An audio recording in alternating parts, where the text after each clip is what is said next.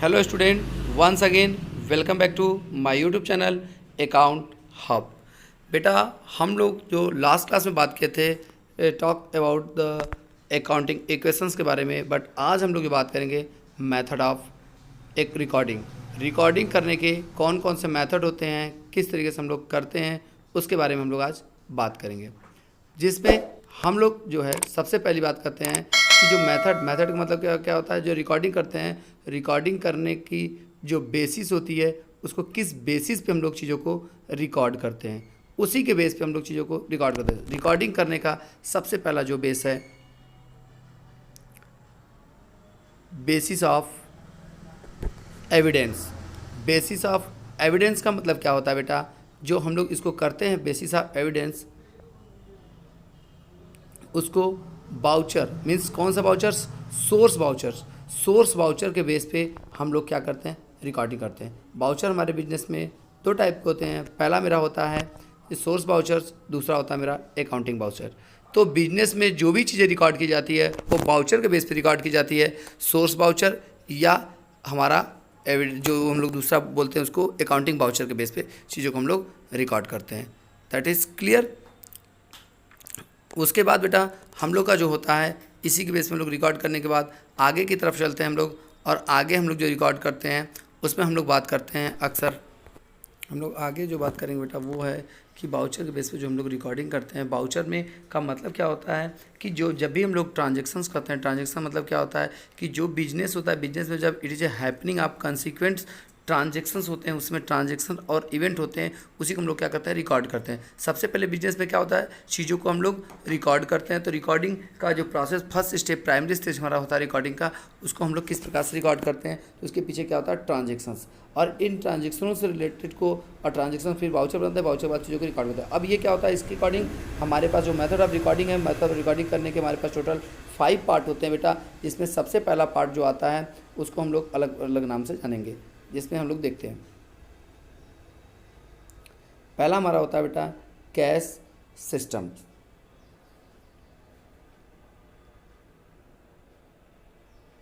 दूसरा हमारा होता है बेटा single entry system,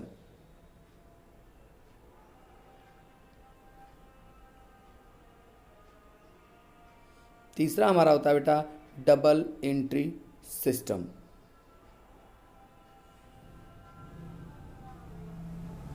entry system,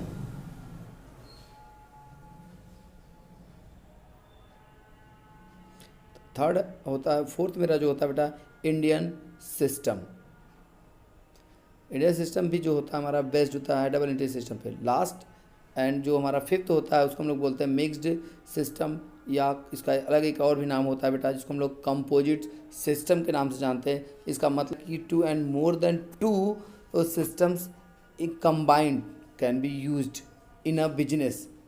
अब जिसमें हमारा सबसे पहला जो स्टार्ट होता है बेटा टॉक अबाउट को, तो हम लोग जो बात करते हैं कि बिजनेस में सिस्टम का मतलब क्या होता है कि जो रिकॉर्डिंग करते हैं, रिकॉर्डिंग करने का बेसिस जो होता है, बेस का मतलब कि कोई भी बिजनेस में डाटा को हम लोग जब रिकॉर्ड करते हैं तो रिकॉर्ड करने का सबसे पहला जो हमारा बेसिस आता है कि बेस हम लोग बनाते हैं कि किसके बेस पर हम लोग रिकॉर्ड करते हैं। तो आपको मैंने कहा कि ट्रांजेक्शन, और ट्रांजेक्शन जब होता है बिजनेस में ट्रांजेक्शन का मतलब क्या होता है, जब भी बिजनेस में कोई भी पार्टीज आपस में क्या करते हैं कि एक्सचेंज ओवर करते हैं goods and service and money का, उसी समय हम लोग क्या करते हैं बेटा ट्रांजेक्शन्स होती है, और उसी टाइम हम लोग बाउचर बनाते हैं, और उसी बाउचर से हम लोग प्राइमरी स्टेज स्टार्ट करते हैं जिसको हम लोग किसके नाम जानते हैं, रिकॉर्डिंग के नाम जानते हैं। अच्छा, रिकॉर्डिंग के नाम से आप लोग जानते हो, और रिकॉर्डिंग में हम लोग क्या करते हैं बेटा, सबसे पहला जो रिकॉर्डिंग में, तो उस रिकॉर्डिंग जो किया जाता है वो जनरल बुक में किया जाता है, और रिकॉर्डिंग जहाँ पे किया जाता है उस बुक में रिकॉर्डिंग करने के कुछ ना कुछ सिस्टम होते हैं, कुछ ना मेथड होते हैं। तो हम लोग क्या होता है, सबसे पहला मेरा होता है कैश सिस्टम।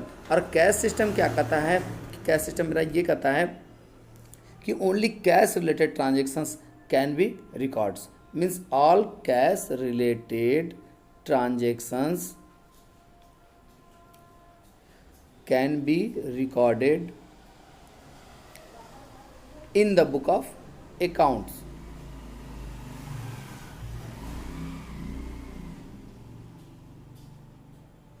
बेटा इसमें ये होता है कि ओनली कैश रिलेटेड ट्रांजेक्शन को हम लोग रिकॉर्ड करते हैं। कैश रिलेटेड ट्रांजेक्शन का मतलब क्या होता है, when cash is receive then record the book of accounts, when cash payment then record the book of accounts में हम लोग क्या करते हैं बेटा, उसको रिकॉर्ड करते हैं। जब भी कैश रिसीव होगा या कैश का हम लोग पेमेंट करेंगे किसी भी कहाँ से, फ्रॉम बिजनेस में से, देन उसको हम लोग कहाँ रिकॉर्ड करेंगे, कैश बुक। हम लोग कैश सिस्टम के अकॉर्डिंग ही मेथड बोलता है। कैश सिस्टम में आप लोग को मैंने बताया था cash basis of recording, cash system जो होता है एप्लीकेबल किस पे, कैश बेसिस ऑफ रिकॉर्डिंग को एप्लीकेबल होता है। नेक्स्ट हमारा जो आता है बेटा सिंगल एंट्री सिस्टम, जिसको हम लोग बोलते हैं इनकम्प्लीट रिकॉर्ड सिस्टम के भी नाम से जानते हैं, इसका दूसरा नाम है। और इसमें क्या होता है कि आप लोग जानते हो every transaction has a two expect, is debit another is credit, means हर ट्रांजेक्शन में टू पार्टीज होते हैं। बट यहाँ पे क्या होता है बेटा, it only one side transactions can be या transactions are recorded in the books of accounts. Means इसमें क्या करता है, केवल एक साइड के ट्रांजेक्शन्स को ही हम लोग क्या कर सकते हैं बेटा, बिजनेस में रिकॉर्ड करते हैं, दूसरे साइड के ट्रांजेक्शन को लोग बिजनेस में कभी भी रिकॉर्ड नहीं करते। अच्छा, अब इसके बाद मेरा आता है talk about next double entry system. अब डबल एंट्री सिस्टम क्या होता है, डबल एंट्री सिस्टम सबसे पॉपुलर सिस्टम है।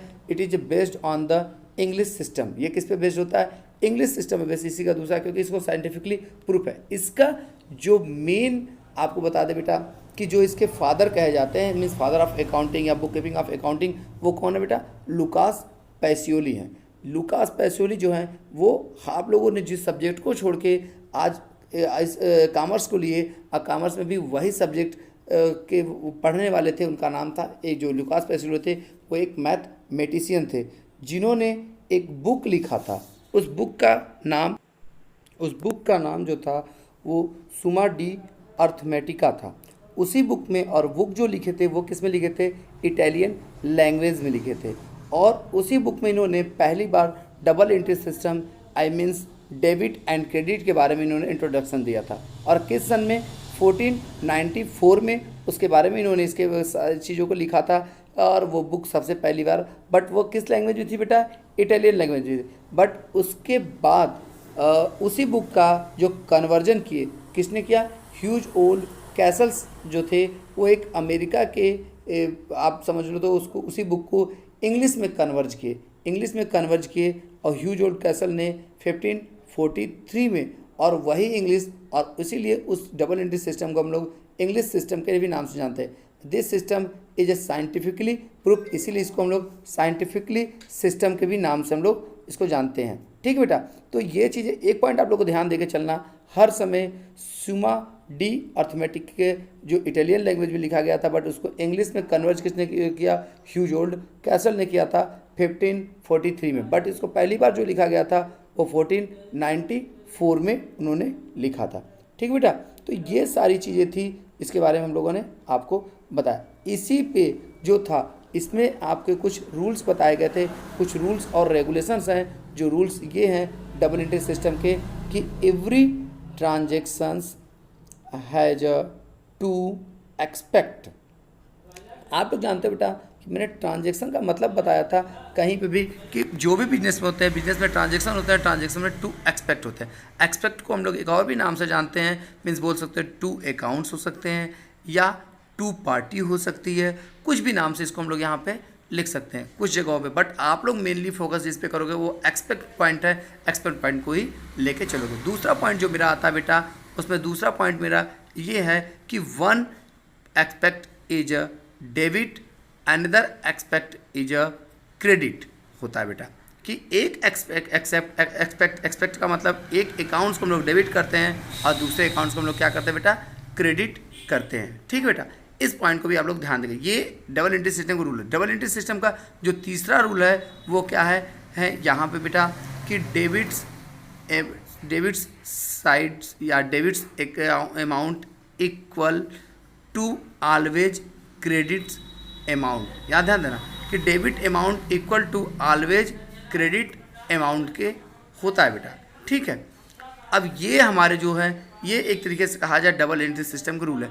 इसी को फॉलो करने के लिए हम लोग कुछ अकाउंट्स के बारे में भी पढ़ते हैं कि जो, और डबल एंट्री सिस्टम जो यही बेस्ड है, ये साइंटिफिकली सभी जगह प्रूफ होता है और इसको हम लोग लेके करते हैं और इस चीज़ को हम लोग पूरा फॉलो करते हैं। और इसीलिए सबसे पॉपुलर सिस्टम माना गया है जो पूरे ओवरऑल वर्ल्ड में ये चला। और इंडियन सिस्टम जो मेरा है वो इसी सिस्टम पे बेस्ड होता है। इंडियन सिस्टम का मतलब क्या होता है कि डबल एंट्री सिस्टम जो था वो इंग्लिश से बेस्ड था, सारी चीज़ें इंग्लिश में करने होते थे। बट इंडियन सिस्टम में क्या होता था, सारी चीज़ें लोग क्या करते थे अपने लोकल लैंग्वेज में किया करते थे। लोकल लैंग्वेज का करने का मतलब कि जो हमारे कंट्री के हर स्टेट के हर एरिया के जो लोकल लैंग्वेज होती थी उस लोकल लैंग्वेजों में हम लोग रिकॉर्डिंग करते थे। जैसे अगर हम लोग बिलोंग करते हैं बंगाल से तो मैं उसमें डबल एंट्री सिस्टम रूल को ही फॉलो करूँगा।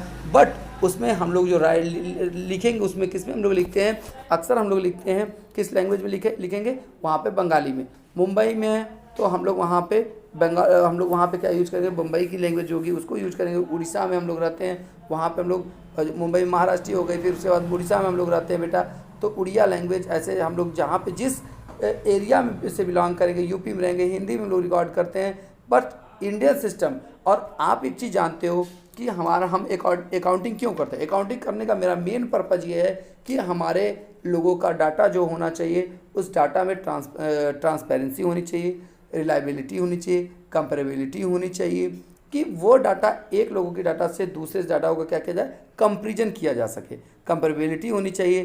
तो इसके लिए आपको क्या करना पड़ेगा बेटा कि हम लोग क्या करते हैं, सिंपल सी बात है कि डाटाओं का जब कंपेरिजन करते हैं, अगर डाटाओं का हम लोग कंपेरिजन नहीं कर पाएंगे क्योंकि अलग अलग लैंग्वेज का चीज़ें उड़िया में लिखी रहेगी तो हम जानते हैं हिंदी, हम हिंदी में उसको कन्वर्ट नहीं कर पाते।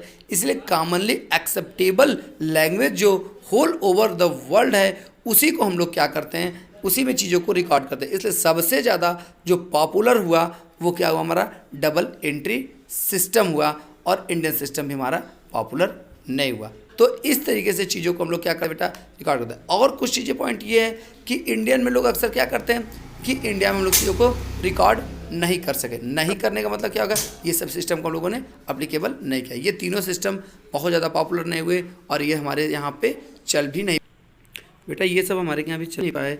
और बस आप लोगों ने देखा। अब इसमें क्या होता है, एक मिक्स्ड एंड कंपोजिट सिस्टम।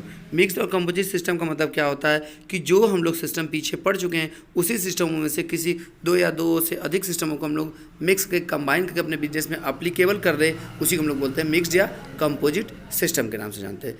ठीक है बेटा, तो आज आप लोगों ने जितना पढ़ा उतना ही। ठीक बेटा, तो हम लोग चलते बेटा, बाय बाय।